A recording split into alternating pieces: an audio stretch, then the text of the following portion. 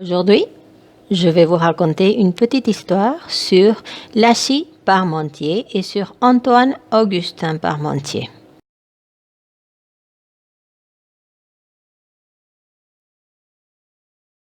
Antoine-Augustin Parmentier. Il est né le 12 août 1737 et il est mort le 17 décembre 1813. Natif de Picardie. Il est un pharmacien, militaire, agronome, nutritionniste et hygiéniste français. Il est précurseur de la chimie alimentaire et de l'agrobiologie. Il est connu pour sa promotion de la consommation de la pomme de terre. Il entreprend d'abord une carrière militaire et très vite s'attache à l'étude des aliments. Le plat du hachis parmentier doit son nom. Histoire, la pomme de terre et Parmentier. Provenant du Chili et du Pérou, la pomme de terre a fait son apparition tout d'abord en Espagne. Elle n'est arrivée en Europe qu'au XVIe siècle. Pendant de longues années, ce légume fut cultivé uniquement comme plante décorative. Selon la légende, Parmentier a découvert la vertu alimentaire de la pomme de terre en pleine guerre de 7 ans, quand il se trouvait comme prisonnier en Allemagne. Histoire. La pomme de terre et Parmentier. De retour en France, Parmentier s'est mis à planter cette tubercule dans les jardins des Invalides. En France, on pensait à l'époque que les humains attrapaient la lèpre en mangeant des pommes de terre. Bien que Parmentier fît de toute évidence la preuve du contraire, les gens, bien informés, continuaient de le regarder de travers dès qu'il abordait le sujet de la pomme de terre.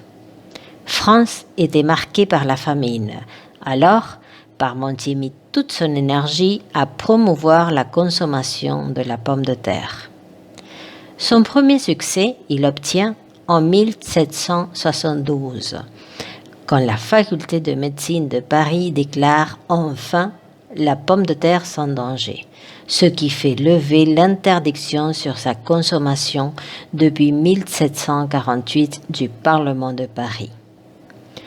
Louis XVI, au cours d'une visite aux Invalides, remarqua les fleurs blanches de la plante. Le 24 août 1786, le roi se présenta à un banquet avec un petit rameau de fleurs blanches de pommes de terre accroché à son jabot. Au menu figuraient comme une grande nouveauté les pommes de terre appelées alors parmentières. Parmentier consacra plusieurs années de sa vie à prouver les vertus du tubercule. Pour montrer l'exemple, il n'hésita pas à convier à sa table des personnalités comme Benjamin Franklin ou Antoine de Lavoisier, leur faisant déguster diverses préparations. Son nom et celui du végétal furent ainsi à tout jamais unis dans la mémoire collective. Les hommages posthumes d'Antoine-Augustin Parmentier. À Paris, une avenue dans le 10e et le 11e arrondissement prend son nom. Une station de métro, la station Parmentier, ligne numéro 3. Une caserne de la brigade de sapeurs-pompiers de Paris dans le 11e arrondissement. À Rosne, une école publique porte le nom. À Montdidier, le collège porte son nom.